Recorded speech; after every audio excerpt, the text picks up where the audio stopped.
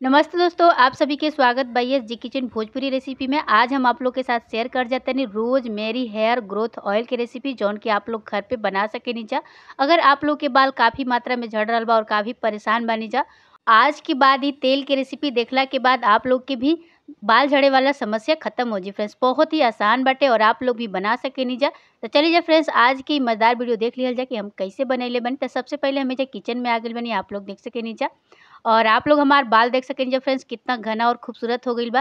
तो आज से 1 महीना पहले हम आप लोग के साथ एगो तेल के रेसिपी शेयर कर रही जौन कि आदिवासी हेयर ऑयल तेल के रेसिपी रहे।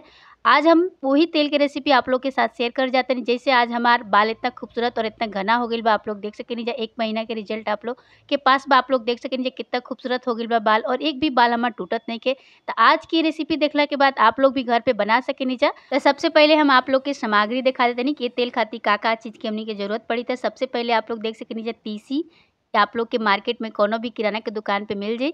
आप लोग देख सके नीचे कलौजी, आप लोग देख सके नीचे प्याज जौन की हम बारीक काट लेले बनी। आप लोग देख सके नीचे छिलका सहित ही प्याज लेवे के बाटे। ये आंवला और रीठा बाटे, आप लोग देख सके नीचे, और सीकाकाई हटे, आप लोग देख सके नीचे फ्रेंड्स। साथ में गुड़हल के फूल बाटे। अभी हम फ्रेश एलोवेरा ले ले बनी, आप लोग देख सके नीचे, जौन की हम कट करके रख ले बनी। अब आप लोग देख सके नीचे फ्रेंड्स, ई आंवला हटे जौन की सूखा आंवला बाटे। अगर आप लोग के पास ताजा आंवला होखे तो भी ले सकेनी जा। मेथी बाटे, अदरक बाटे, अभी नारियल के तेल बाटे। आप लोग देख सकेनी जा सारा सामग्री हम आप लोग के दिखा देते। बाकी और भी कुछ हमें पड़ी अभी जौन की काफी सीक्रेट बाटे, तो ए वजह से आप लोग वीडियो में बने रही जाओ, बीच में छोड़ के मत जाई जा, काहे कि जौन सीक्रेट बाव के हम लास्ट में डालब। तो देख सकेनी जा फ्रेंड्स, सबसे पहले कढ़ाई गरम कर लिहल जी। कढ़ाई गरम हो जाए तो हमने के जब 500 ग्राम के करीब नारियल के तेल ले लेंगे।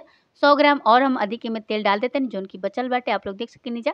अब बढ़िया से तेल के गरम होके दिहल जाता है, देख सकेंगे फ्रेंड्स तेल बढ़िया से गरम होकर दिहल जा। और अभी तक आप लोग हमारे चैनल को सब्सक्राइब नहीं कीजिए तब प्लीज लाइक शेयर और सब्सक्राइब कर मत भूल जाए। चैनल पे अगर पहली बार आए बन तो प्लीज ये किचन भोजपुरी रेसिपी के सब्सक्राइब कर ले जाए, ताकि हमारा अगला वीडियो की नोटिफिकेशन आप लोग के सबसे पहले मिले। तो देख सकेंगे फ्रेंड्स तेल ले जा बढ़िया से पिघल गई बात, तो कुछ देर और एक बढ़िया से गरम होके दिहल जा। तो आप लोग देख सकेंगे जब बढ़िया से तेल गरम हो गई बात, तो पहले हमने के हाथ डाल के देख लिया जाए। देखिए फ्रेंड्स, तो पहले आप लोग कढ़ाई के ऊपर हाथ करके देख ले जा। बढ़िया से तेल गरम हो जी, तब हमने के में सबसे पहले एलोवेरा डाल जी, जौन की एकदम फ्रेश एलोवेरा बा, आप लोग देख सके नी जा। अब एजा हमने के प्याज डाल दिया जी, जौन की काट के पहले से हमने के रख ले बने जा। बढ़िया से करा के उबले दिहल जा फ्रेंड्स। अब एजा हमने के थोड़ा सा लौंग डाल दिहल जी, ऐसे का हो कि आप लोग के जौन बाल में खुजली होला वैसे आप लोग के राहत मिली। अब सिकाकाई डाल दिहल जी, गुलाब के पंखुड़ी डाल दिहल जी। अब एजा हमने के तीसी डाल दिहल जी 2 बड़ा चम्मच, आप लोग देख सके नी जा। अब एजा हमने के कलौजी डाल दिहल जी। अब देख सकें जा फ्रेंड्स, एजा हमनी के गुड़हल के फूल और गुलाब के फूल के हम पहले से सुखा के रख ले बनी, ओके डाल दिहल जी। अदरक डाल दिहल जी, सिकाकाई डाल दिहल जी। एकरा बाद हमनी के आंवला डाल दिहल जी। एकरा बाद हमनी के मेथी दाना डाल दिहल जी। अदरक भी डाल के आप लोग बढ़िया से छोड़ दीजिए पके खातिर। ए जगह हम सहजन के पत्ती डाल देते हैं, जौन की हम सुखा के पहले से रख ले बनी। अब 2 बड़ा चम्मच एजा हमनी के सरसों तेल डाल दीजिए, जौन अब सारा चीज के बढ़िया से उबले दिहल जी। और जौन सीक्रेट की हम आप लोग से बात करते रही है, उ सीक्रेट ये है फ्रेंड्स, ये है रोज मेरी लिप्स, जौना के गुल मेहंदी भी बोलल जाला।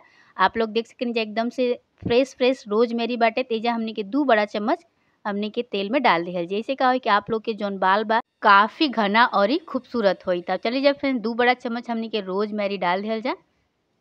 तो देख सकें फ्रेंड्स, हम 2 बड़ा चम्मच रोज मेरी डाल दिल बनी, आप लोग भी डाल ले जा। रोज मेरी डालला से कहे फ्रेंड्स कि हमनी के जौन बाल बा ओकर ग्रोथ भी बढ़ी, साथ में घना भी होई, लंबा भी होई, और साथ में जौन झड़े वाला समस्या बा बाल की वो भी आप लोग के कम होई फ्रेंड्स। तब बढ़िया से सारा चीज के पाके दिहल जा। धीमा आंच का दिहल जा, फिर से बोलते हैं तेज आंच पे के नहीं पकाए के, एकदम से धीमा आंच पे पकाए के बाटे। आप लोग देख सके नी जा 500 ग्राम से ज्यादा जा तेल बाटे, आप लोग देख सके नी जा। बीच बीच में के चलावत रहे के बाद ताकि बढ़िया से पक जाए। और फिर से आप लोगों से हम बोलते नहीं, अगर आज की वीडियो पसंद आए तो लाइक शेयर और सब्सक्राइब कर मत भूलब जा।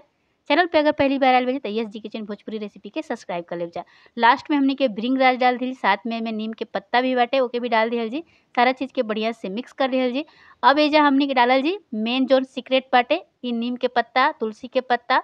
अब एजा हमने के डाल दिया जी कड़ी पत्ता। सारा चीज के बढ़िया से डाल के मिक्स कर लिया जी। एजा हम फ्रेश ले ले बनी, आप लोग सुखा के भी ले सके नीजा, चाहे तो पाउडर भी आप लोग ले सके नीजा।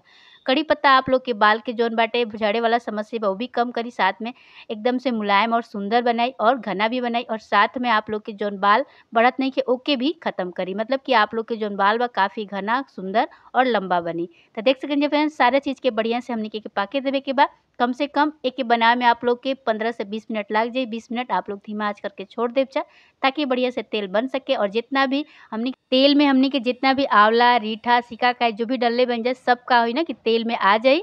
आप लोग देख सकेनी जा। और जब हमनी के तेल अपना बाल में यूज करो जा फ्रेंड्स, हेयर फॉल के समस्या कम होई, रूसी भी खत्म करी, मतलब कि अनेकों समस्याओं के जड़ आप लोग के एक तेल ही खत्म कर दी। तो देख सकेनी जा फ्रेंड्स, तेल एजा हमनी के बढ़िया से बन गइल बाटे।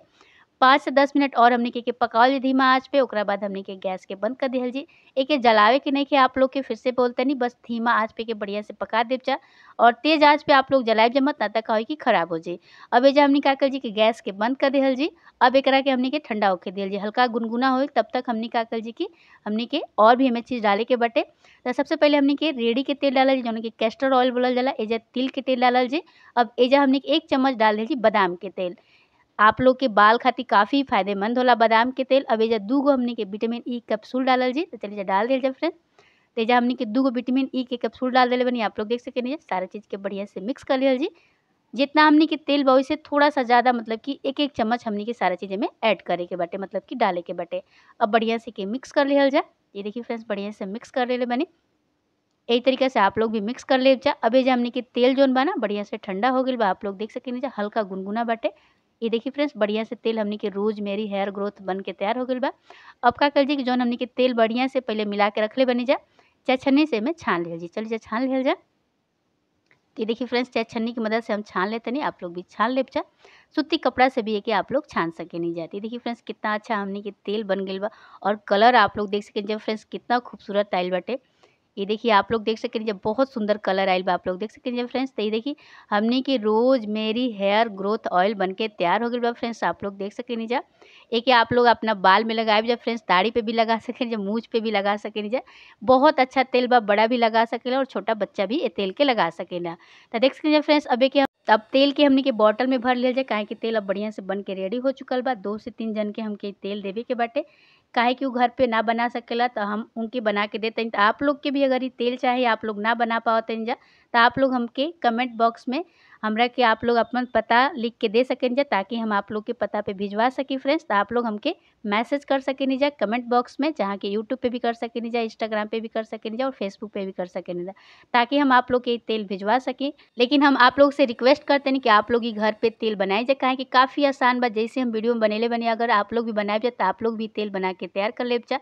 तो देख सकेनी जा फ्रेंड्स, हमनी के बॉटल में भर के तेल तैयार हो गइल बाटे। जितना जन के देवे के बा उतना हम तेल तैयार कर लेले बानी। आप लोग देख सकेनी जा फ्रेंड्स। तो चलिए जब आप लोग के हम तेल दिखावतनी निकाल के। तो सबसे पहले हम आप लोग के तेल हम आप लोग के निकाल के दिखा देतनी फ्रेंड्स। ये देखिए कितना बढ़िया हमनी के तेल बन के तैयार हो गइल बा। आप लोग हमार बाल देख सकेनी जा, कितना खूबसूरत हो गइल बा। तो आप लोग के भी अगर ऐसे बाल चाहिए और आप लोग भी काफ़ी परेशान बनी जा, तो आप लोग भी इ तेल के ज़रूर बनाई जा और अपना बाल में लगाई जा फ्रेंड्स। शाम के आप लोग लगा लेब जा और सुबह में आप लोग बाल धुल लेब जा। हफ्ता में 3 बार ये तेल के लगावे के बा। ओकरा बाद आप लोग रिजल्ट खुद देखब जा और खुद ही आप लोग हमके रिप्लाई करब जा और मैसेज करब जा, काहे कि काफ़ी अच्छा तेल बा। तो आप लोग ज़रूर बनाई जा। अगर आज की वीडियो पसंद तो लाइक, शेयर और सब्सक्राइब कइल मत भूलब जा, ताकि हमरा अगला वीडियो की नोटिफिकेशन आप लोग के सबसे पहले मिले। तब तक खातिर बाय बाय। फिर मिलल जी काल एगो नए वीडियो के साथ।